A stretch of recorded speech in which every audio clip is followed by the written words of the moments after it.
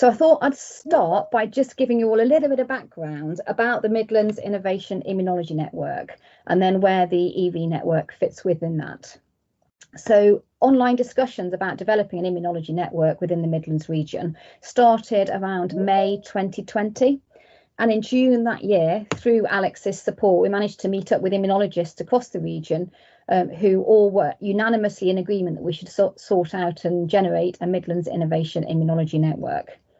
So the idea of the MIN is to try and encourage research collaboration, another really good example of why we run our conferences, for innovation, to try and develop new techniques and technologies, another good exemplar is today's conference, and also to build training opportunities. So it's really important that we all talk to each other within the Midlands to show that actually the Midlands is a powerhouse in immunology research. And if we work together, we can actually make a significant difference to the research outcomes within the UK. So with the support of Alex Archbold, who is the chair and sorting out all of the information in the background of today's meeting, and Ellen McGee, we actually managed to launch the network at the first symposium, which was in February 2021. And some of you, I'm sure, came to that meeting. Again, it was an online meeting. And that time it was all about SARS-CoV-2. Obviously, we were right in the prime of the pandemic at that time. And so we wanted immunologists to share their research experiences of doing research in COVID-19. Just 6 months later, we had a second symposium, again online, and again focused on SARS-CoV-2 infections. So today's event is slightly different. We're obviously not focusing in on SARS-CoV-2 anymore. We're really focusing in on the role of extracellular vesicles in driving the immune response or influencing the immune response. So this is really close to my heart. I've had an interest in extracellular vesicles for many years now. And in fact, as we said, Matt and myself have been talking about developing this network for probably, 4 years. So that today's we've got 3 sessions. The first session will look at methods used within EV research. The second session, we've got our industrial collaborators talking, where they're going to talk to us about methodologies that are available to undertake EV research. And then the last session will bring it all together and have the focus on extracellular vesicles within the immune system. So I just want to remind you all that if you've got any questions, can you submit them via the question app on the Teams app? And also, I just want to remind you, and I'm not sure if you started recording yet or not, Alex, but this meeting is going to be recorded so that people can catch up at a later date. So before I start, Matt, is there anything else you want to add about the Midlands Innovation EV network that we're launching today? No, obviously, just to reiterate what you said, which is it's about the network and everyone making use of these collaboration opportunities, and this is hopefully just a start point, and the network will be kind of what we as a community make of it, and we're very open to suggestions and thoughts going forward, and the prospect of this becoming in real life perhaps in the next 12 months. But yeah, this isn't anything more than a launch, and we're keen for feedback and input along the way. Fantastic. Okay, so there you go, Alex. We're actually slightly nicely ahead of time, which is good. So really, actually, it gives me great pleasure to welcome our first speaker of the afternoon. Vicky James is from the University of Nottingham and is a good friend and colleague of mine within the university. And I've been working with Vicky since I started on my EV journey. So Vicky obtained a PhD in genetics from the University of Leicester, and then she pursued a postdoc training. And then she got a research fellowship at the University of Sheffield Cancer Research UK Centre, and then came to the University of Nottingham as a lecturer. Vicky is now an associate professor within the University of Nottingham, and it gives me great pleasure for her to be the first talker of the day, talking about methods, models and analysis of extracellular vesicles. So Vicky, can I hand over to you, please? Thank you very much. Okay, I'll just share some slides.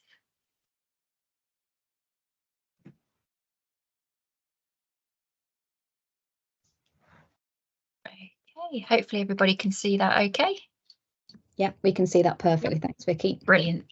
So I took the task on today really of giving a bit of an overview into extracellular vesicles in terms of the methodology that people are currently using, types of analysis that people are doing at the moment, and also some of the models. And hopefully I'll try and set a bit of background as we go. Apologies for those that are pretty much experts in this field. Some of this might be a bit repetitive. But so first of all, for methods. One of the key things I think it's really important for us as researchers to ask ourselves is, what are we actually trying to isolate and how does it answer our research question? So often we're trying to use biofluids or cell culture media, and it contains a lot of other stuff as well as just extracellular vesicles. And one of the questions that we probably need to ask ourselves is, are we interested in just the extracellular vesicles, or are we interested in the other stuff as well? This is all part of a very rich secretome of molecules, all of which could have biological functions. So before we even attempt on our journey of vesicle research, I think that's probably one of the key questions to design within our experiments is, what is it we actually want to look at and what's the question we want to answer? So in terms of methodologies for isolating vesicles, we've very much relied in the past on density and size. So these are both good ways to go for separating vesicles. They give good levels of separation using both approaches. Both of them will end up with co-isolation of different types of particles. So you'll end up with high density lipoproteins in there, different types of protein complexes. Both techniques will expose vesicles to a range of shear forces, whether that's going through a gel or going through ultracentrifugation. But there are other factors that you can use to separate vesicles, and these are becoming a bit more common now. So I've just put together this quick chart. Actually, I've nicked it from this paper, and it just shows the rise of the different techniques over time. So pretty much ultracentrifugation has dominated till about 2020, but you can see the red bar, the rise of size exclusion chromatography coming along in sorts of 2016, 2017, and also affinity-based techniques and filtration-based techniques have also picked up popularity. And that's partly due to their ability to isolate pure vesicles at reasonably high yields. So just to compare all the different sort of processes together to give you an idea of the things that I'm talking about, you can get very high yields of vesicles with techniques like precipitation and ultrafiltration, and then you can get slightly higher purities of yield, higher purity of EVs if you go with immunoaffinity capture and different types of combinations of these techniques together. So again, the reasons behind that is obviously you get co-isolating factors. So things like precipitation, you tend to get more of these in there. And then if you go down the route of using the very specific isolation techniques like immunoaffinity capture, you start to lose subpopulations of vesicles along the way. So I think it's really important when you pick your technique for isolating that you know what it is that you are looking for and you know what you are looking at. And particularly when we're interpreting the data, it's important to know what we're looking at. So what are these new emerging techniques that we can use? So as well as looking at density and size, you can also separate vesicles based on charge. So they obviously have a negatively charged EVs in the main. So you can use things like positively charged beads to capture those negatively charged EVs. One caveat of that, of course, is it captures any other biological product in there that's also negatively charged. So you do get other stuff just like you would if you were using precipitation techniques. You can also go down the lines of using electrophoresis now, so you can separate the vesicles based on their mobility. And this can be quite useful if you're interested in subpopulations, so you do get a little bit more information than if you were just using size and density based techniques. And dielectrophoresis is pretty much the same platform, but you can then use look at non-charged EVs as well. So that's the charge give you an extra dimension, and it's something that you can use alone, or you might want to combine it with size or density based techniques as well. So affinity is the other technique that's growing quite rapidly, and this, apologies for the rather busy nature of the figure on the left hand side, but that just shows a lot of the technologies that have been developed to use affinity to separate vesicles. So everything from the Oncobeam, the silicon nanospring, there's the monolith discs as well. So these all really rely on the same sort of technology, and that is a specific interaction between a protein or receptor on the EV membrane and then the ligand on the chip or whatever plate you're using to capture the vesicles on. So this type of technology is really amenable to microfluidics, so it's something that is good for high throughput as well.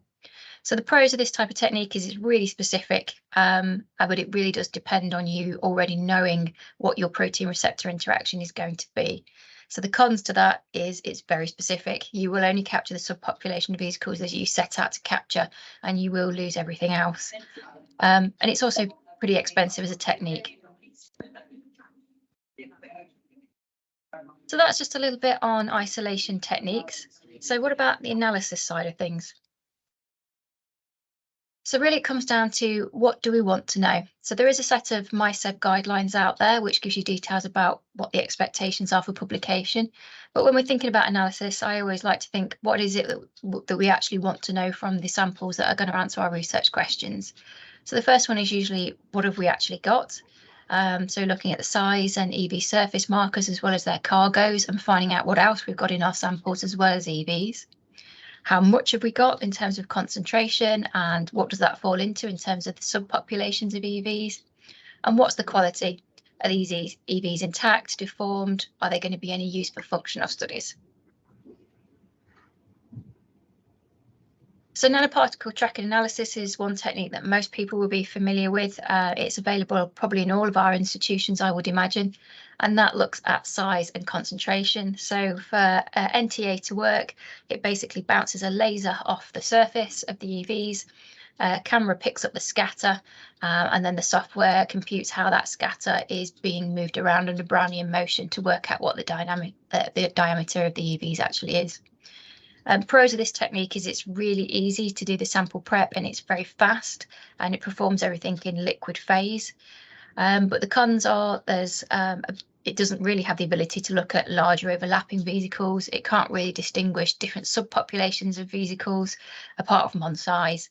And it will also pick up any types of nanocontaminants that you've got in there as well, which alters the ability to have a good concentration range. So dynamic light scatter works around the same principle, but it will only really tell you what's in there rather than how much you've got. Again, it's reliant on having a laser that will send a beam up through the suspension of particles, and as that laser fluctuates, it gives information back based on what those particle sizes are. Benefits of dynamic light scatter over NTA is it has a higher resolution, so you can see a bigger range of sizes more reliably.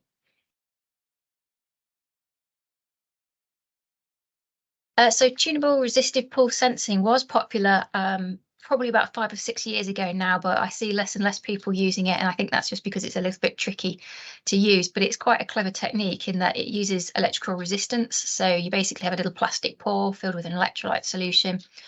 You push your EVs through that, and as the resistance increases as the EV passes through the pore, it generates a pulse that's detectable.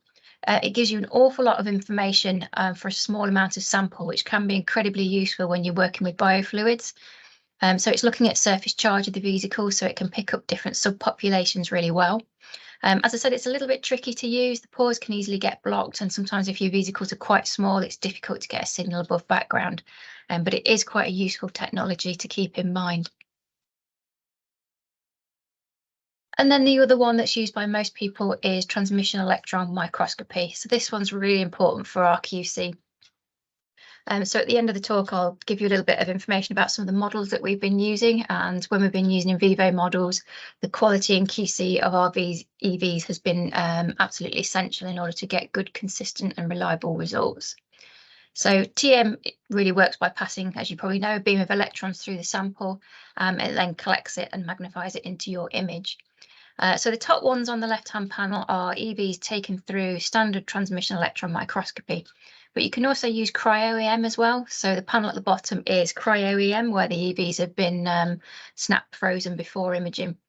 So one of the benefits of going with cryo-EM is that you tend to get the morphology is much clearer to see than it is in TEM. But the benefit of both are that you can actually physically see your vesicles, so you can see their shape, you can see their structure, you can see if there's other contaminating particles, are they sticking together in large clumps? So it gives you a really good idea about what the quality is of the samples that you've actually collected. And the other microscopy technique is atomic force microscopy. So this will give you some information on structure and biomechanics, which none of the other techniques will. So really, atomic force microscopy is based on using a probe, and the probe will sit and push down onto the surface of the EV, and then it records information of force when the EV has been squashed and then released again. Again, it's minimal sample preparation and it doesn't destroy the EVs, but the analysis is very much based on different fluctuations in temperature can change it, the state of the tip can change the result. So it is a little bit variable, but it can give you plenty of information on your EVs. So for example, if you want to know if EVs from one cancer cell line versus a normal cell line, if there's any stiffness differences, if there's any difference in biomechanics, this is a really useful technique to get into the actual characteristics of the EVs themselves.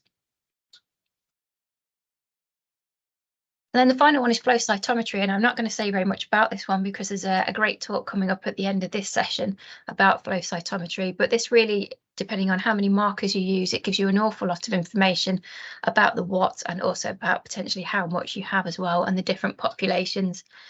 So the new generation of flow cytometers you'll hear about later. They have really excellent resolution. They're fast. You can multiplex. You can look at different subpopulations, and you can look at EVs on the single EV level. So sometimes the exosomes will fall below the resolution of flow cytometry, so it does need some optimization and some skills in doing it, but it is definitely a growing area in order to characterize EVs and really get a good understanding of what we're looking at in our different samples. So that was just a bit of an overview about the different techniques that you can use. Really just to say that there is a whole smorgasbord of options out there now. So you don't have to stick to just those tried and tested techniques of doing a Western blot, looking at a couple of markers, doing a couple of EMs. You can do an awful lot of different techniques, and picking the right ones to answer your research question is key. So it should be more than just characterizing the basics of what they are now. You can ask an awful lot of different questions and get different information back. So selection, it really is based between how much information can you get and how much good quality information do you need to answer the research question. So I've just put up that little table from this paper because I thought that highlighted quite nicely where the different techniques can fit together for different types of analysis.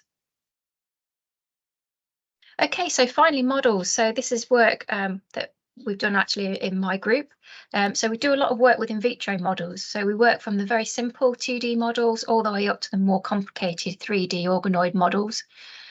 So for 2D models, we've done things such as isolating EVs and just exposing them back to recipient cell types, and then finding out how they change the phenotype of those recipient cell types. And we've also done slightly more complicated co-culture settings where we've looked at two different cell types in isolation, where they're passing EVs between themselves to see how they change the dynamics of each other.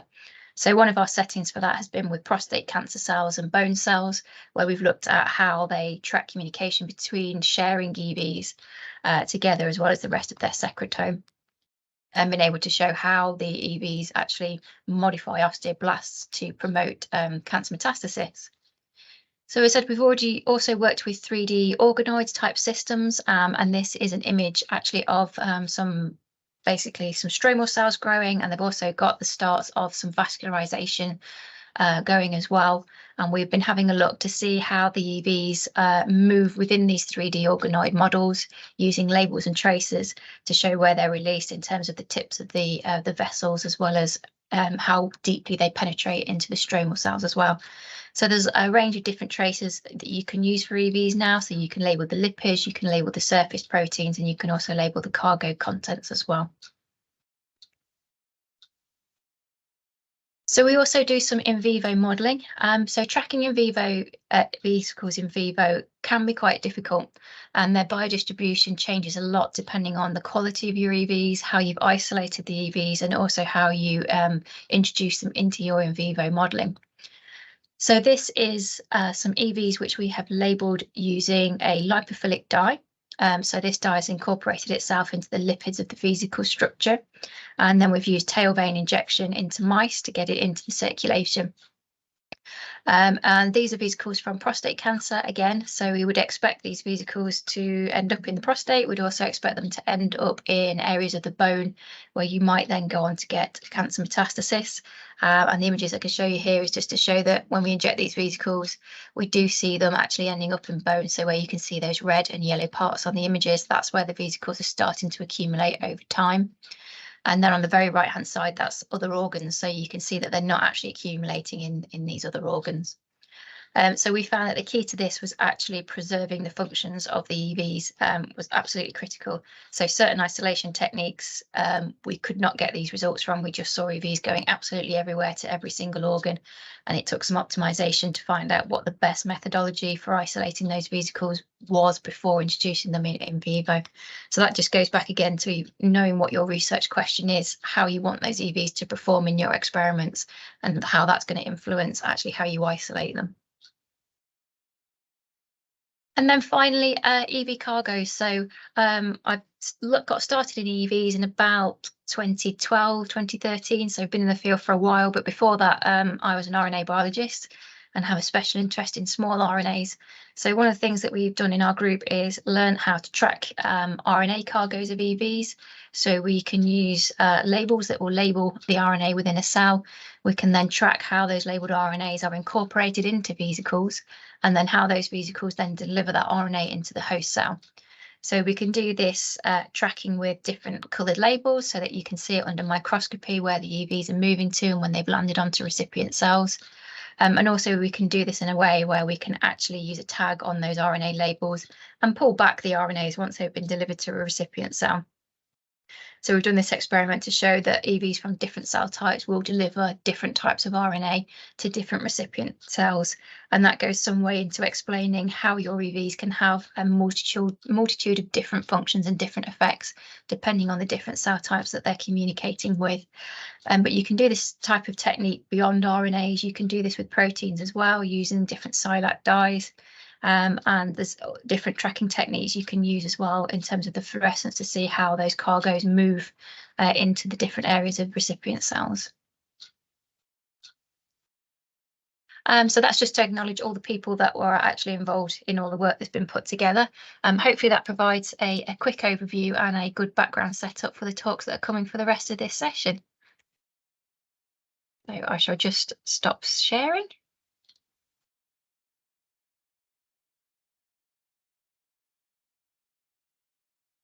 Absolutely brilliant, Vicky. Thank you so much. A fantastic first talk to really set the scene.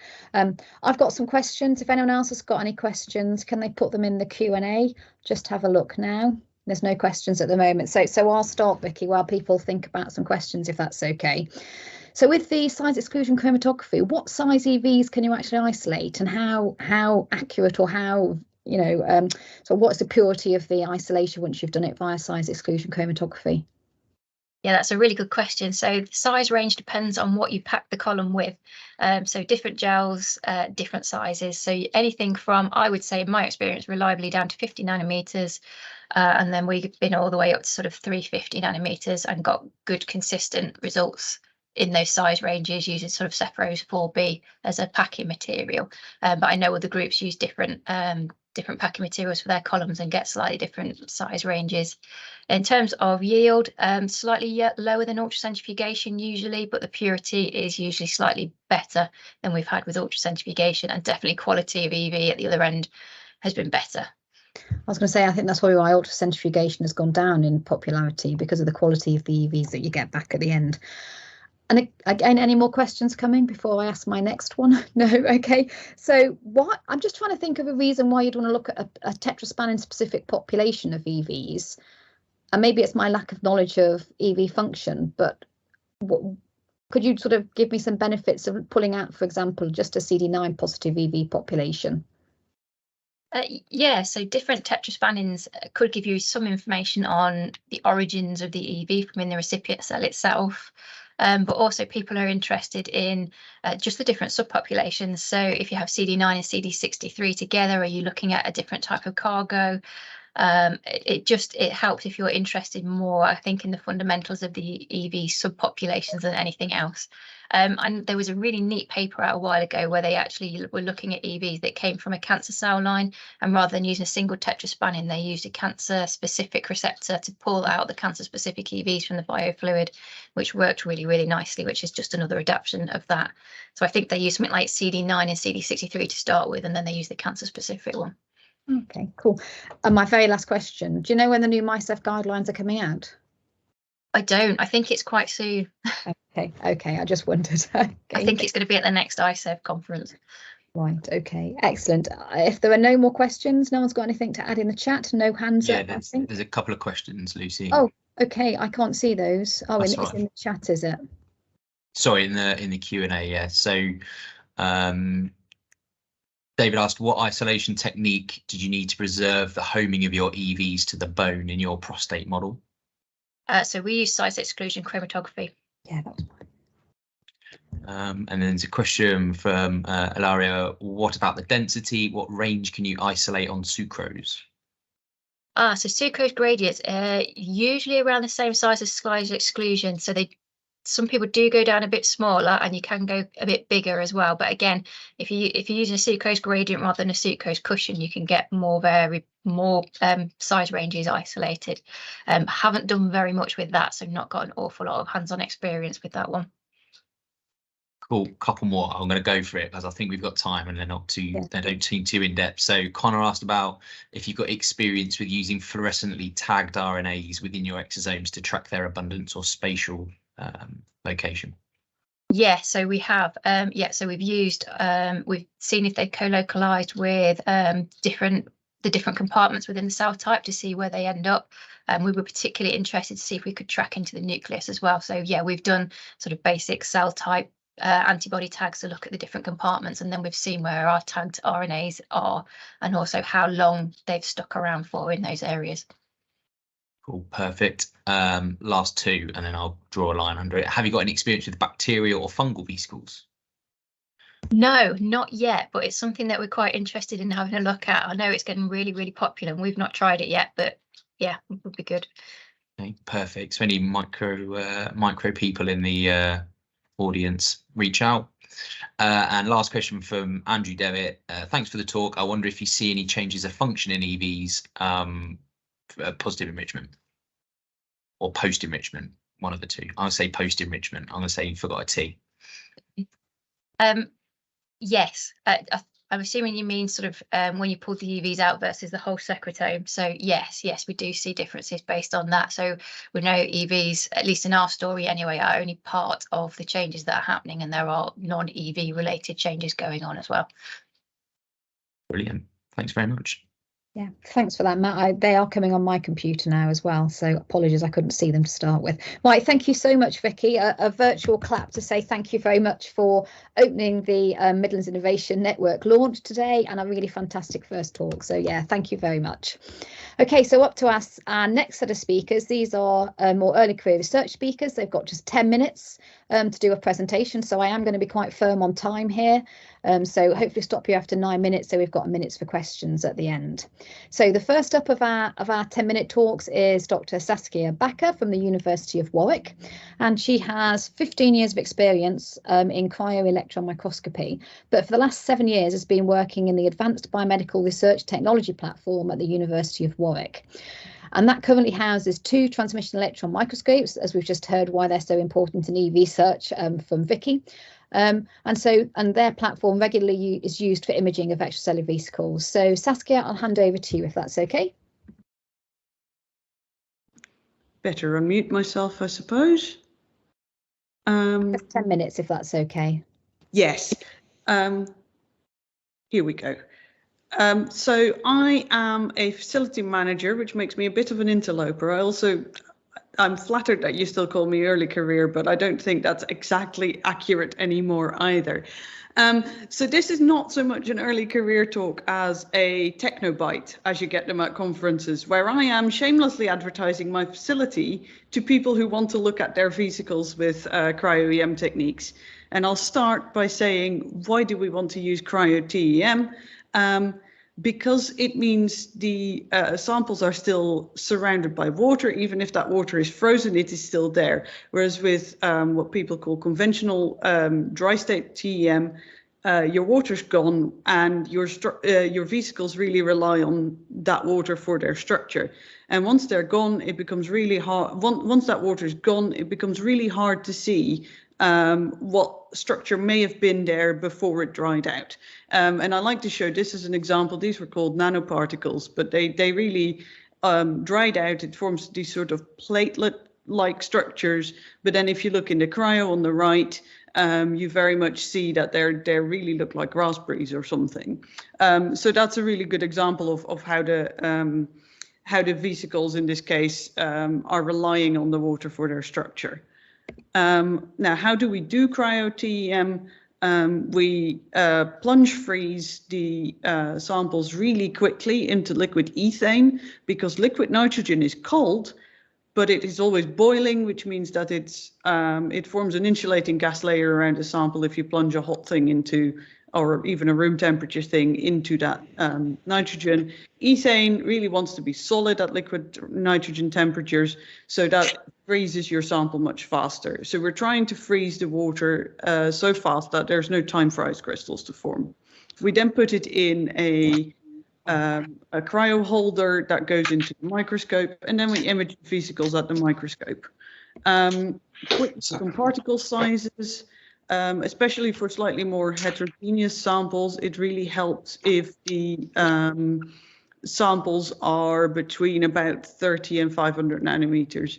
Under 30 nanometers, you're quite small, and it becomes really hard to tell whether this is, your sample or some sort of artifact, noise, contamination type structure. And if they're too large, the electron beam can't get through them. So you either get squished vesicles if they've conformed to the structure of the thin layer of water, or your ice gets too thick and you can't get the beam through anymore. And then I have a slight aside on DLS weighting. Make sure that you use the correct DLS weighting. If you're reporting to me a vesicle size that's measured by DLS, please make sure that you use the number weighted size, not the intensity weighted size. Again, sample concentration. This is also very much a Goldilocks sort of territory, where if the sample's not concentrated enough, we can spend a very long time hunting for samples, and it's never going to be very convincing that those three things we found are actually your vesicles. If they're too concentrated, obviously they're all on top of each other. However, that's a lot easier to deal with because we can dilute quite easily.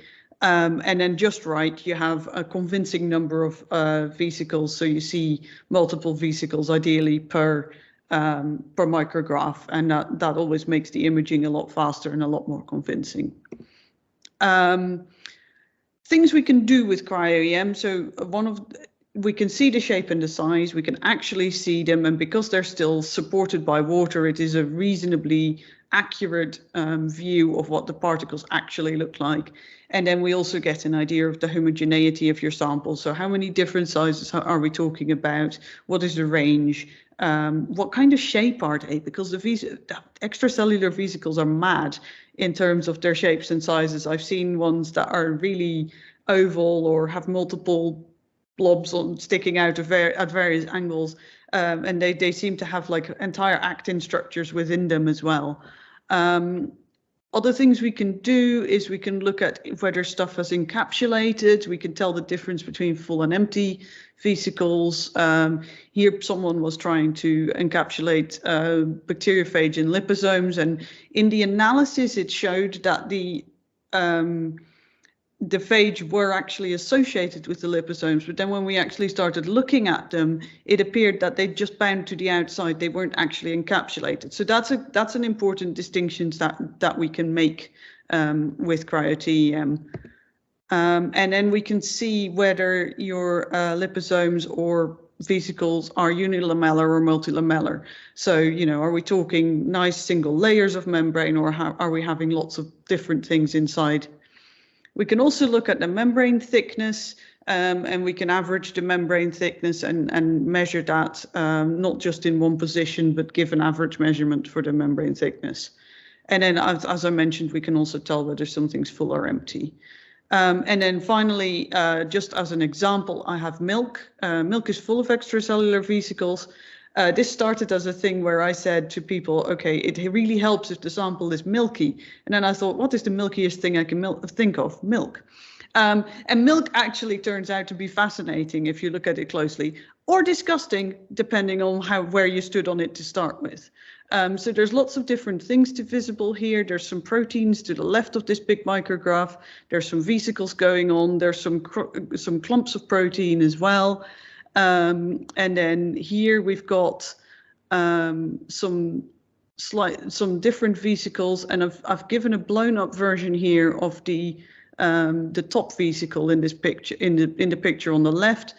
On the bottom right, you see that there's a whole row of proteins sticking out of the side of that, and then the picture at the top right is probably just going by the texture, I'd say that's protein aggregate, and that actually makes sense because if you look at what's in milk, we've got extracellular vesicles with membranes and proteins and RNAs and all these things. We've got casein micelles, so that's the protein aggregates we're seeing. And then finally, you've got the milk fat globules, which have lots and lots of layers of lipids. And then finally, I'd like to thank all the users of the RTP, especially those of you in the audience who've come to image at my facility through the Warwick Analytical Science Centre.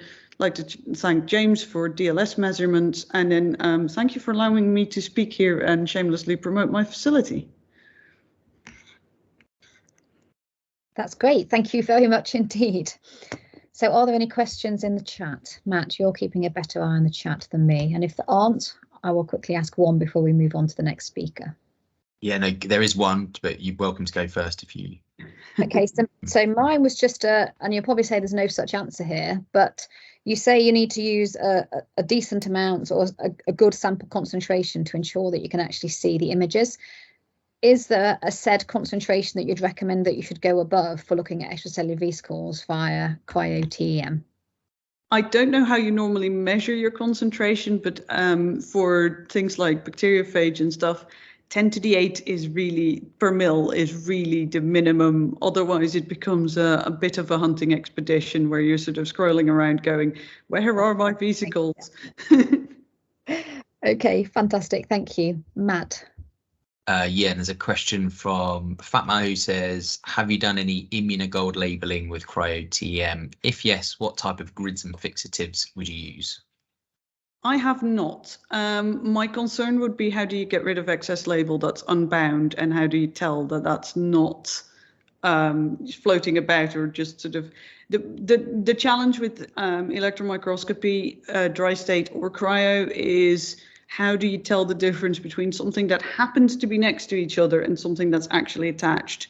So that's one of the things that always worries me about gold labels. But if she wants to drop me a line, I'm quite happy to talk further about that. Perfect. That's it. Thank you.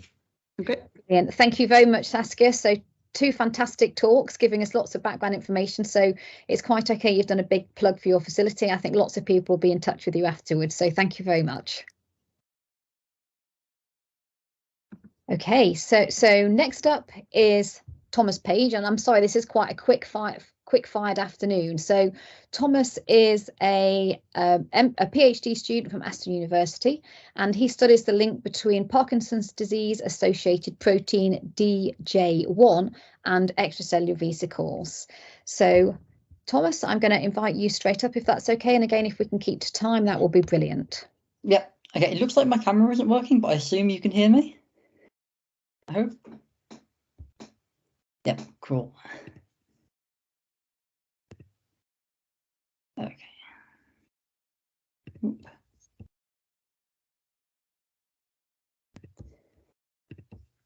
Oh no, it's not going to let me share. I don't think it is. Oh, no, do you want me to bring God. the slides up, Thomas? No, it's fine. It was just playing. It wasn't playing ball for some reason. I don't know why. If you just want a full screen for us. Yeah, there you go. Can you see it? Perfect. Good. Yeah. Cool. Well, yeah. Well, the title kind of says it all in the introduction as well. So I'm basically just going to give you a talk on like a subset of my project that I've been working on and what sort of methods I've used and how I've analysed my data and what results I've got from it. So without further ado, I'll give it a start if you'll go ahead. Yeah. So just to give you an idea of what I'm looking at and why I look at it, because obviously you'll have no idea what I'm talking about. So DJ1, as I said, it's a Parkinson's disease associated protein. So since 2003, it's been known since mutations in the gene that encodes it, PARP7, cause some forms of autosomal recessive familial Parkinson's. So this is genetically associated Parkinson's, which is inherited. And it generally, we don't really understand how did the mutations and DJ1 itself actually cause the disease, but we do have some idea of how the protein itself actually functions. And this tends to be in terms of protection against oxidative stress, though that it is not necessarily limited to that, as it does have other functions, such as in a regulation of the immune system, which are probably also involved, though we know less about these functions. So just to give you a nice idea of how it goes on with a nice little diagram on the right.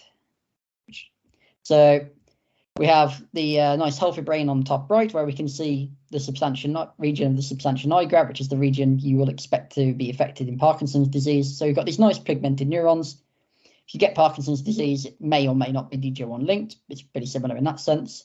You have the degeneration of these neurons, the pigmented neurons in the substantia nigra. Ooh, too far.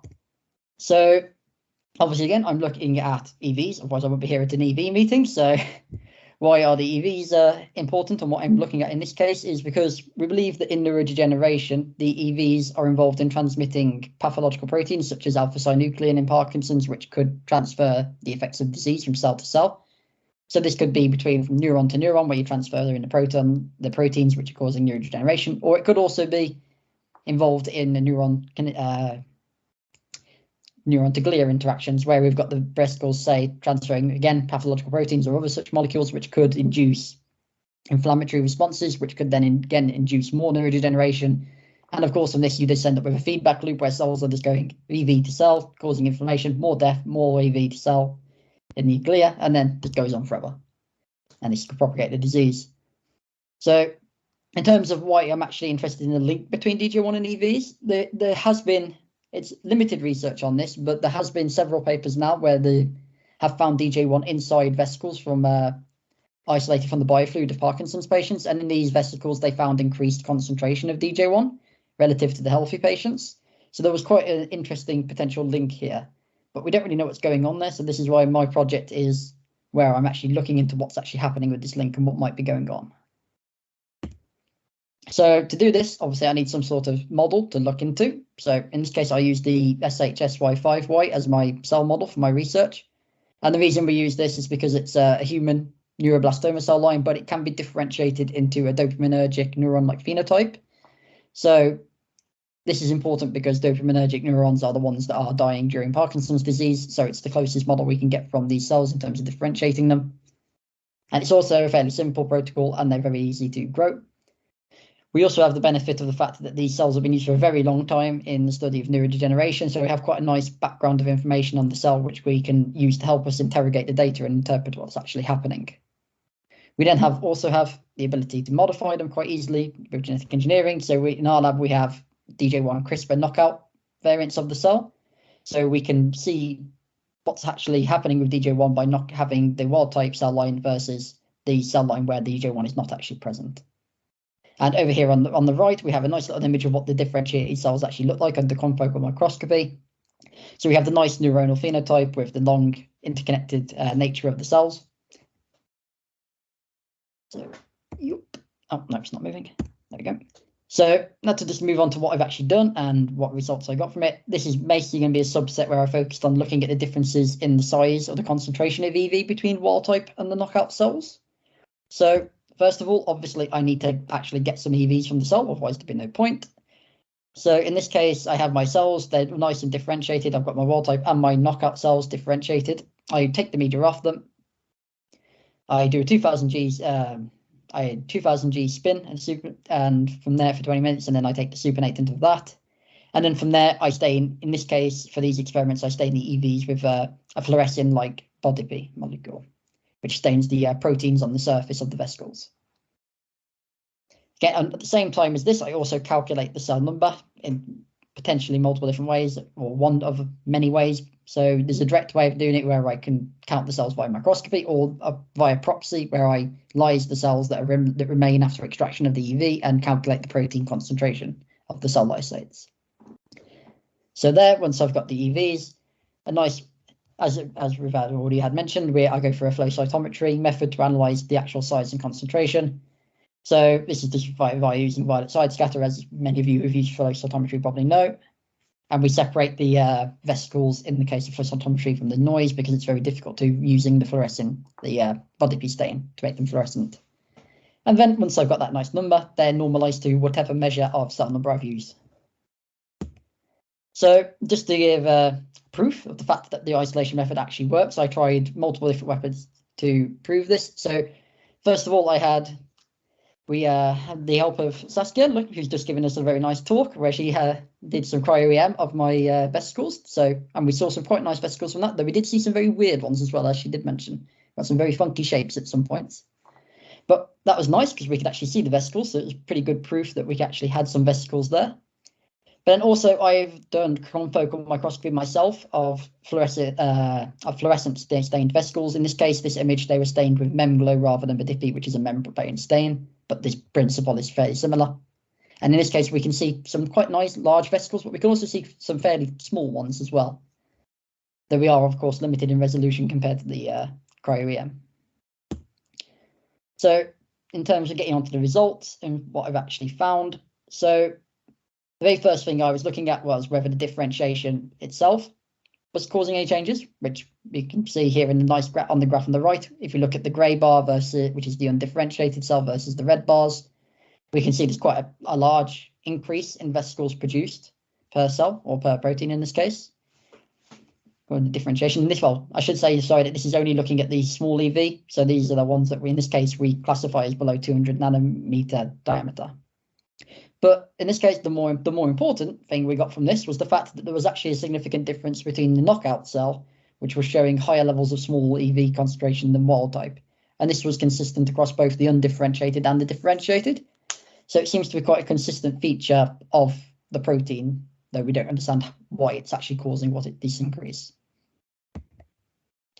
So in that case, the previous graph was nice, healthy conditions. So there was nothing done to them other than the fact that they were differentiated or not. So once I'd done this, what I wanted to do was to get a better idea of what might be going on in a more, how to say, Parkinson's-like conditions. So I had my differentiated cells, both wild type and DJ1 knockout, which I treated with rotenone, which is a Parkinsonian toxin, which inhibits mitochondrial complex 1, and it induces some mimicry of the symptoms of Parkinson's that you would expect in the cells. So from here, I tried multiple different concentrations of the toxin. And what I found here was that in the knockout, at least, between 0 in the control, so 0, no toxin, and 10 nanomolar treatment of the toxin, we had a significant increase in the amount of vesicles that we were finding in the meat. And also, again, we found that at 10 nanomolar and 5 nanomolar, in fact, we were again seeing significant differences in the amount of EV produced. But in the 5 nanomolar, wild type was producing more because it seems to respond earlier. And then the knockout was producing more at 10 nanomolar. And so in this case, 10 nanomolar was the most interesting concentration to look at because we have the significant difference from the control to 10 in the knockout and also between the genotypes. So from here, what I wanted to do and what I'm currently doing now is to move on to sort of a functional analysis so I can actually understand what's going on here, because it's all well and good to say I have more or less EV or they're smaller or larger, but it doesn't really matter much if I don't know what those EVs are actually doing, because if they're inflammatory and you have more of them, obviously inflammatory now, but if they're not inflammatory and they're the opposite, then you would have a completely different response. So in this case, just look at the functional characteristics of the EV. I'm actually looking at purifying them. So instead of just doing a flow cytometry method, I am employing size exclusion chromatography, after which I'm trying to do proteomics analysis of the vesicles via mass spectrometry, which is currently been carried out by Dr. Ivana Milic at the Aston University as well. So that's it for me. Thank you all for listening. Thank you very much. Another great talk. Thank you. So I might have been talking a bit fast there. I don't know how long it took. No, you talked absolutely perfectly. Are there any questions on the chat? 'Cause if there aren't, I've got one question, Matt. No, none yet. Okay, so I'm going to ask just the one question so we keep to time, if that's okay. So I was quite interested on your, I mean, I've got lots of questions, but I think probably the key one that jumps out to me, that the last slides where you showed the rotenone or whatever it is at 5 nanomolar compared to 10 nanomolar. I find it quite interesting that at the 5 nanomolar, you got an increase in the wild type, but at the 10, it was an increase in the knockout. So I'm just wondering why you think you got completely opposite results at two different concentrations. Well, because the toxin itself is inducing oxidative stress, right? And the protein DJ1 is involved in protection against oxidative stress. So the protein not being there is meaning probably in the wild type, it is there and it's acting to respond to the oxidative stress. Whereas in the knockout, it's not. So something else is taking over at 10 nanomolar is probably what's going on there, I would say. Okay, great answer. And thank you for clarifying for me. Okay, if there's no questions, then I think we'll jump on. There's one from Vicky. Go on, I'll let you take over, Matt. No, go on. Yeah, I was just saying there's one question just to say, great talk. Any idea or hypothesis around what's changing in your cells to make them release more EVs in response to the drug? Do you think it could be proliferation or anything like that? So it's a bit of an interesting one because we're not sure, for example, that it's actually increased production of the EV, because I have looked at the endocytosis, though I didn't mention it here because of time constraints. So what we found as well, that was in the knockout, in the wild type, the endocytosis was, knockout, the endocytosis was impaired. So we're thinking it might be the uptake that was causing it. So it's a bit difficult to say because it's a bit difficult to really look into the actual mechanisms because that's not really what I've looked at yet. So yeah, it could just be that the cells are more stressed by the toxin and therefore they're chucking stuff out, they're trying to signal to immune cells around them that they're in danger or they're damaged and then they need help, for lack of a better word. But I haven't really looked at the methods of how it could be doing it enough to really say for sure. Great, thank you. Thank you very much. Okay, in the interest of time, we will move straight on. That's okay. So the next person and the last person earn a career research talk for this first session of the afternoon is David Tucis from the University of Nottingham, who's doing a PhD currently in immunology, examining the roles of extracellular vesicles in allergic sensitization. So Davis, I'll hand over to you. Hi everyone. Yeah, quickly start sharing. There we go. You can see that all, yeah? Yeah, can see that fine. Okay. Thanks, Davis. All right, so yeah, as Lucy said, I'm a PhD student in immunology, and my project is in extracellular vesicles and allergic sensitization.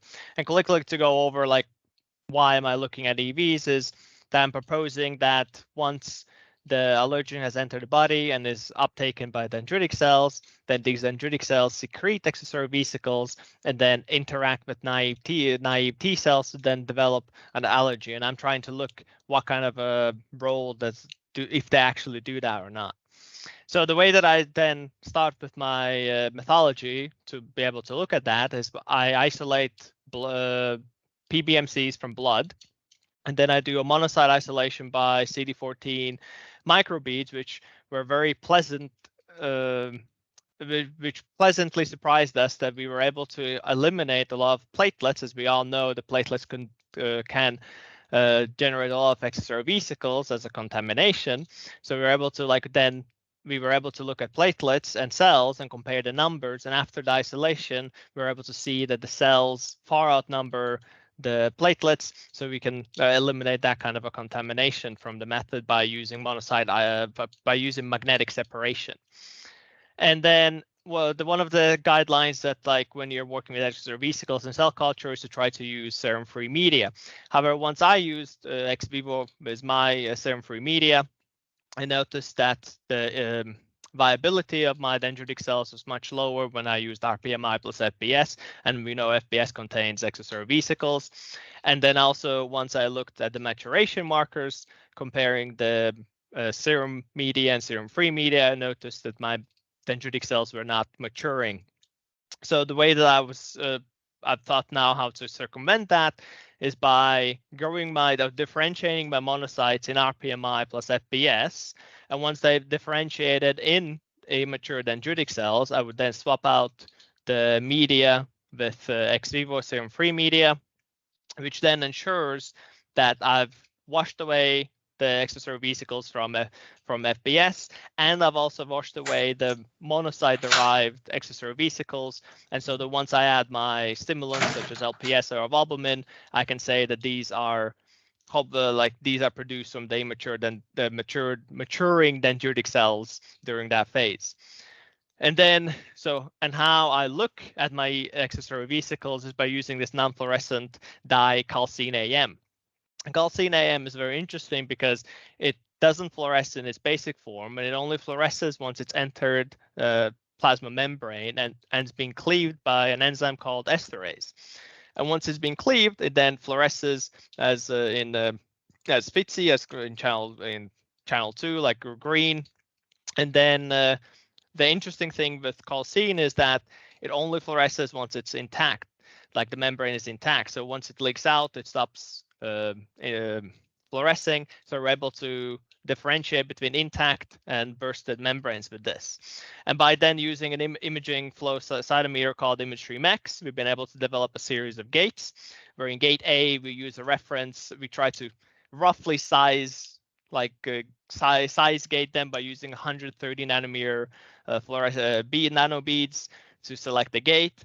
Then we double check that gate to make sure that there's nothing bigger of 1 micron on channel 9 in the bright field, because the bright field's minimal resolution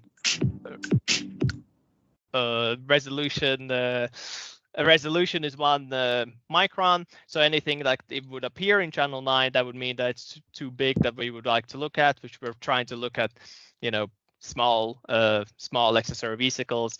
Then we check for calcine, which is our dye, and we also check for only 1 spot to ensure that there's only singles, so there's no doublets in our samples. And then we lastly focus in on the accessory vesicles to make sure that the machine has captured the picture in focus to produce more accurate results. And then on the top right, you can see that we're able to stain the accessory vesicles that calcine, that fluoresces in channel 2, which I've renamed calcine. And then we're also able to look at the expression of tetraspanins, where CD63 is in PE channel, CD9 in BioBlue channel, and CD81 in APC channel. And as you can see, as we know, the expression of tetraspanins is quite varied in accessory vesicles, and with the help of ImageStreamX, we are able to look and gate them later on, like if they only express 1 or 2 or all 3 of them. We're also with ImageStreamX, we're also able to quantify them. We're able to know the number of supposed number concentration of the accessory vesicles in our samples.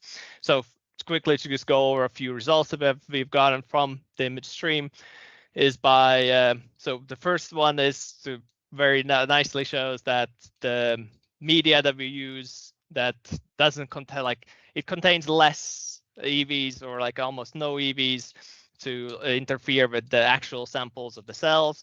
We're also I also was able to show that once you freeze calcine AM in -80 for 2 weeks, what I've tried now is that it doesn't seem to affect its fluorescence. And then lastly, in the bottom right, I've been trying to look at the different EV concentrations depending on the culturing conditions I've done for my dendritic cells, again, which is nice. That shows that the controls are as you want, and then there's varied expression, which I still need to do a lot more testing to see the different concentrations of accessory vesicles between 24 hours and 48 hours. And then to confirm that what we were looking at were indeed EVs, we obviously did TEM. We were pleased to see that the EVs expressed their expected profile, where they have a collapsed and cup-shaped membrane. We also played around a little bit with confocal microscopy, where we stained with calcine and also lipid dye DID, which stains anything with a lipid bilayer. And obviously, the drawback with a lipid dye is that it would stain anything that has a lipid bilayer, even if it's intact or bursted, which calcine would not do that. We also played around with a little bit of nano tracking analysis, NTA, that Vicky mentioned earlier. We were very happy to see that in the NTA, we can confirm that most of our EVs from my samples are from 50 to 200 nanometers, which is very, very nice, reassuring. However, once we tried to also combine doing the same thing on ImageStream by staining them with calcine. However, it seems that the NTA machine is not as sensitive to measure the calcine fluorescence, basically.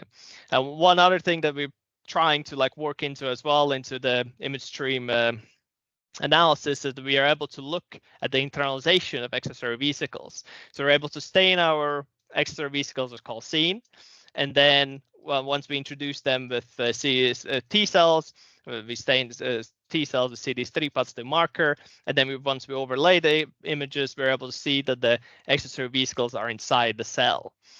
And so for future work, what we want to do, which is very exciting here, is that we're trying to do size our extracellular vesicles on the image stream, where the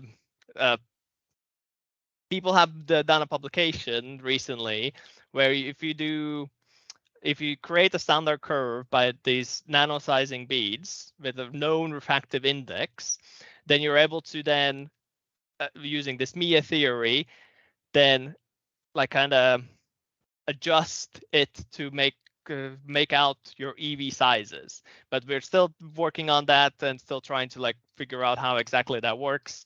But we're starting it now, so could be quite exciting to be able to run your sample and also know what kind of sizes your EVs are in just one go. And then quickly just to summarize is that I've been able to do the methods before for the minimal contamination of extra vesicles from outside sources such as platelets and from FBS by doing a media swap.